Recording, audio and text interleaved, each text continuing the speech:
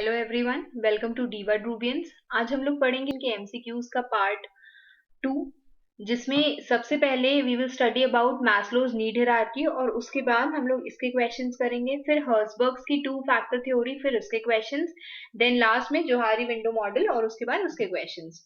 Okay, तो सबसे पहले दिया हुआ है मैस्लो की need hierarchy theory. Maslow was of the view कि मतलब उनका ये मानना था कि पीपल जो हैं या लोग जो हैं they move from subsequent level only after fulfilling the needs of current level. उनके कहना ये था कि ये जो 5 तरह की 1 2 3 4 5, ठीक है, ये जो 5 तरह की नीड्स हैं उसमें जब इंसान सबसे पहली need that is physiological needs को फुलफिल कर लेगा उसके बाद ही वो नेक्स्ट नीड पर जाएगा। उससे नहीं तो वो यहाँ पर अगर नहीं फुलफिल करेगा तो वो यहीं पर ही टिका रहेगा। जब उसकी ये नीड सेटिस्फाई हो गई है तब वो इस नीड पर जाएगा, फिर उसके बाद वो इस नीड पर जाएगा।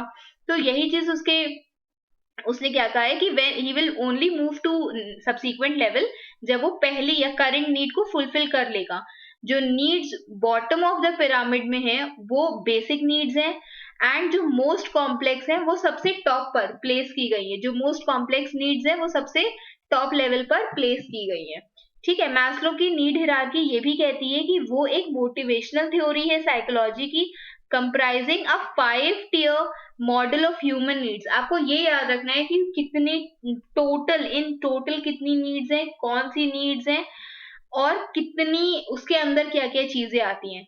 And often depicted by the hierarchal levels within a pyramid. Needs जो लोअर पे है वो पहले सेटिस्फाई होनी चाहिए, only then the individual can go to higher need. जो सबसे लोअर नीड्स है पहले वो सेटिस्फाई होंगी तभी वो हायर नीड्स की तरफ जाएगा, जिसमें सबसे पहले आती है फिजियोलॉजिकल नीड्स, जिसमें मेरा रोटी कपड़ा मकान जनरल बेसिक नीड्स जो है वो यहाँ पर फुलफिल की जाती है। आपको क्वेश्चंस कैसे पूछे जा सकते हैं? सबसे पहले पूछा जा सकता है कि हाईएस्ट लेवल की नीड कौन सी है, तो ये हुई मेरी हाईएस्ट लेवल की नीड और ये हुई मेरी लोएस्ट लेवल की नीड।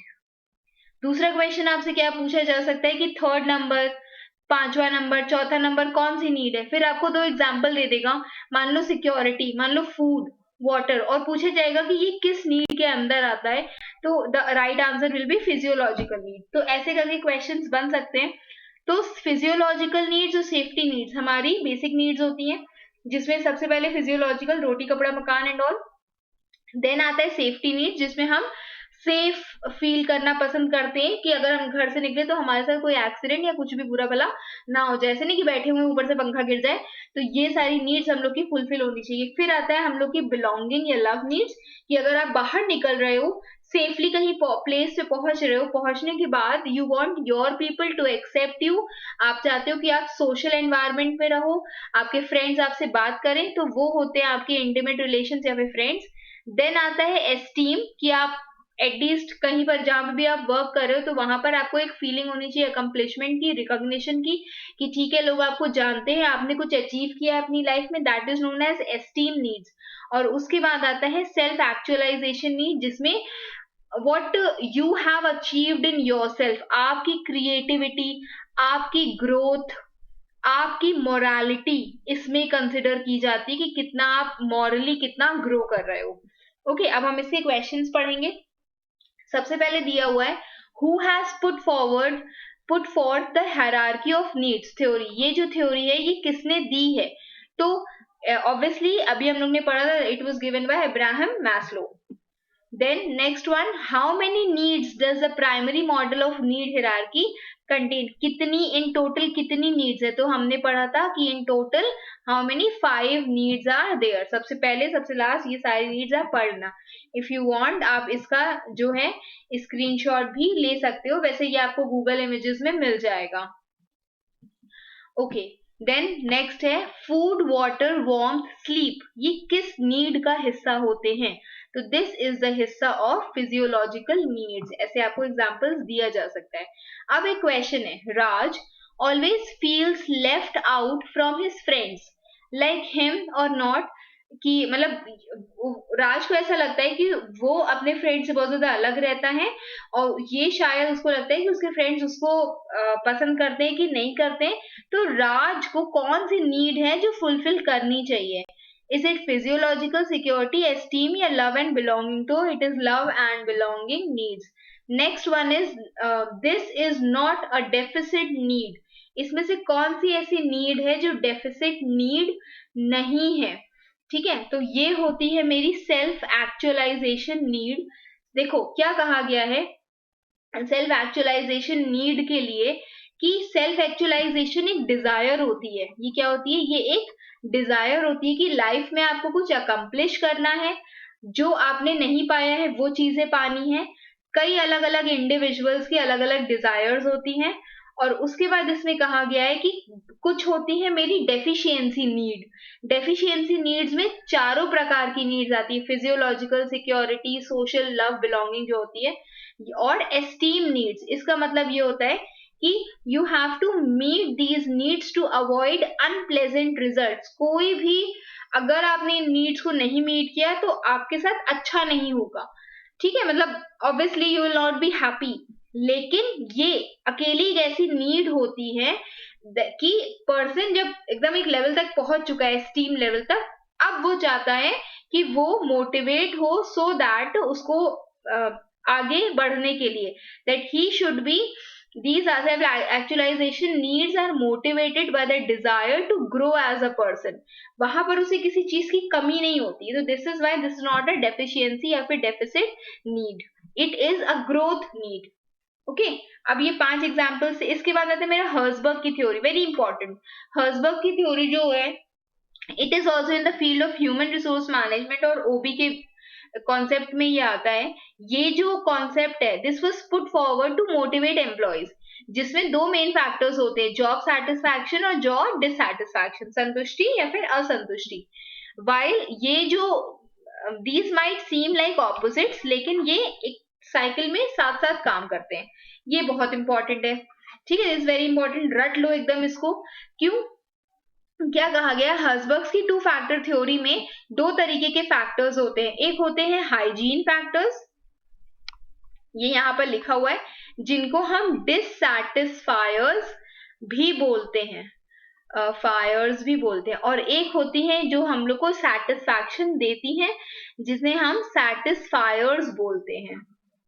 ठीक है, बहुत ध्यान समझना। इन नीड्स का होना आपको सेटिस्फाई करेगा, इन नीड्स का ना होना आपको डिससैटिस्फाई करेगा, भले ही होने से इतना फर्क नहीं पड़ता है। तो डिससैटिस्फैक्शन या डिससैटिस्फायर्स होते हैं वो मेरे हाइजीन फैक्टर्स होते हैं। कौन कौन से फैक्टर्स होते हैं? वर्किंग कंडीशन, को वर्कर के साथ आपका रिलेशन कैसा है, कंपनी की पॉलिसीज कैसी हैं, सुपरवाइजर कैसा है, जो आपको जो पैसा पेमेंट मिल रहा है वो कैसा है।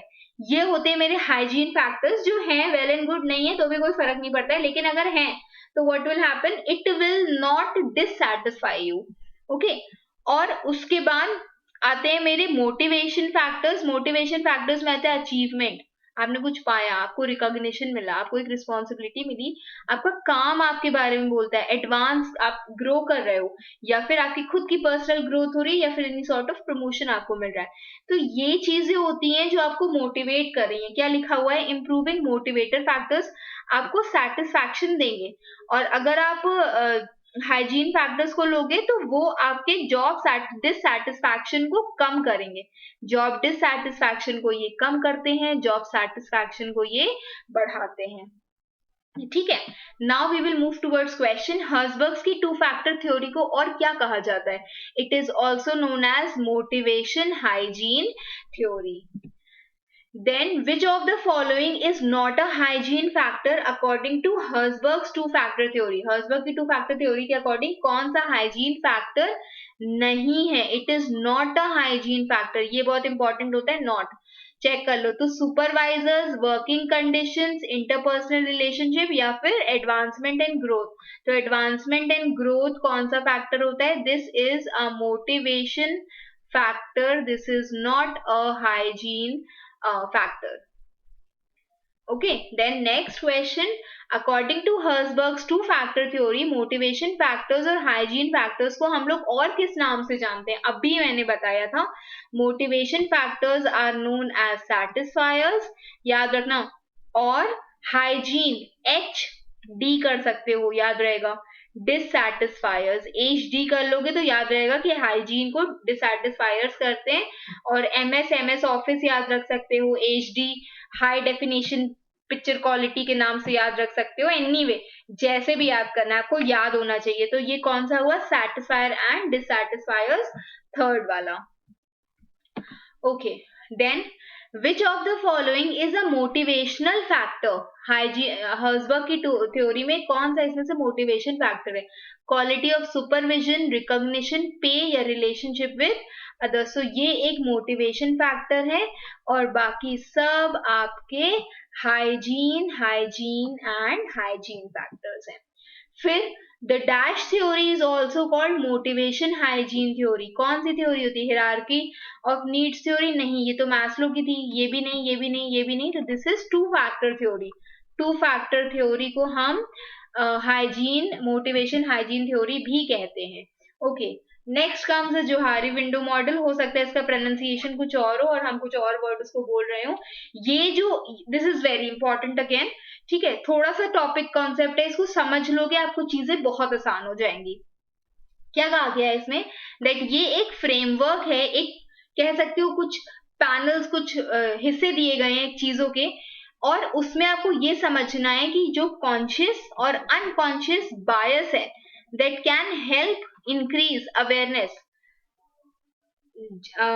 जाने अनजाने, how people think of your self, how you think of your self, आपका खुद के बारे में क्या जानना है, अगले आपके बारे में क्या जानते हैं, आर अंडरस्टैंडिंग ऑफ अदर्स, जो बाकी लोग हमारे बारे में जानते हैं और जो हम खुद के बारे में जानते हैं, वो सारी चीजें हम जोहारी विंडो मॉडल में पढ़ते हैं। जो हैरी, जो भी, it is the creation of two psychologist, Joseph Love and Harrington इनगम, और इन्हीं को ही, इनका जो एंड इनका हैरी मिला करके it was given the name as Johari window model.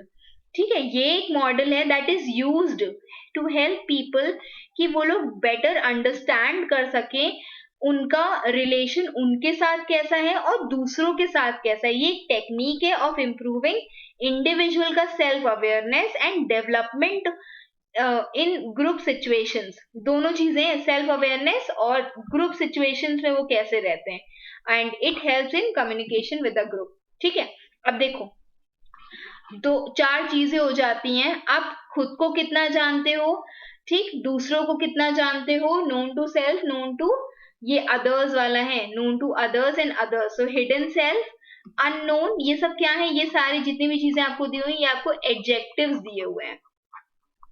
Okay, और इसके बाद इसी का ही हिस्सा ये वाला आता है हिडन सेल्फ। हिडन सेल्फ क्या कहता है कि you are unknown to others, दूसरों को तो नहीं जानते हो, information about you that you know but दूसरों को नहीं पता।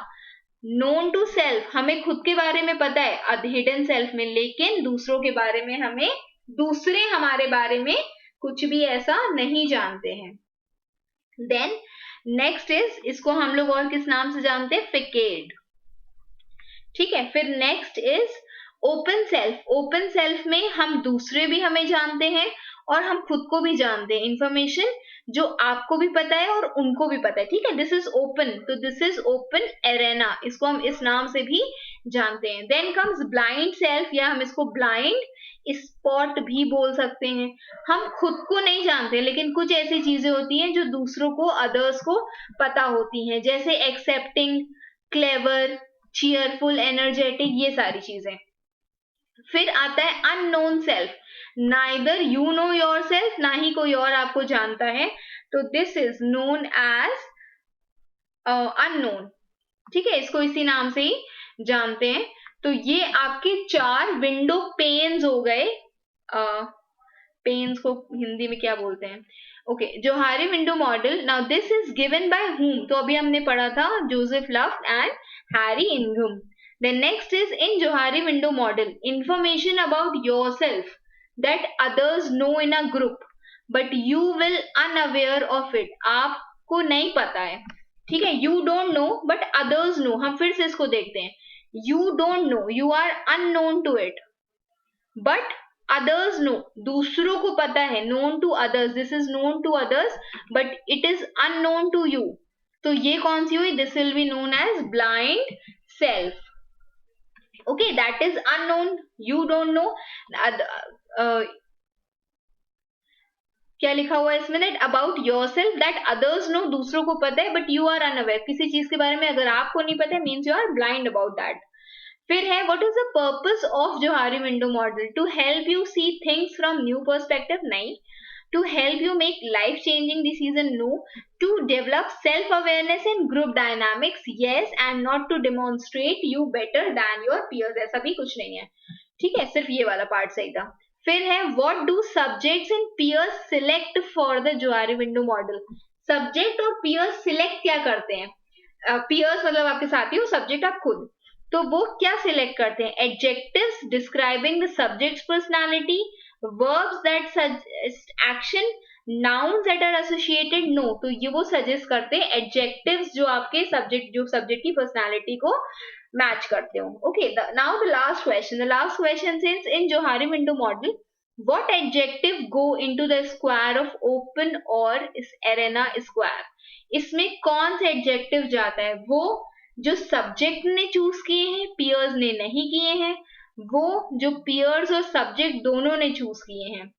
ओके, और those selected by peers but not subject, या फिर ओरिजिनल लिस्ट ऑफ 55. अब देखो, यहाँ पर हम भी उनको जानते हैं और हम खुद को भी. नोन टू सेल्फ, हमें अपने बारे में भी पता है और उनको भी पता है. जब दोनों को ही पता है तो obviously this could be given. Could be, I am telling कि हो सकता है कि ये दोनों ने ही given. It is selected by both peers as well as subject itself, इसीलिए ये ओपन एरेना कहलाता है.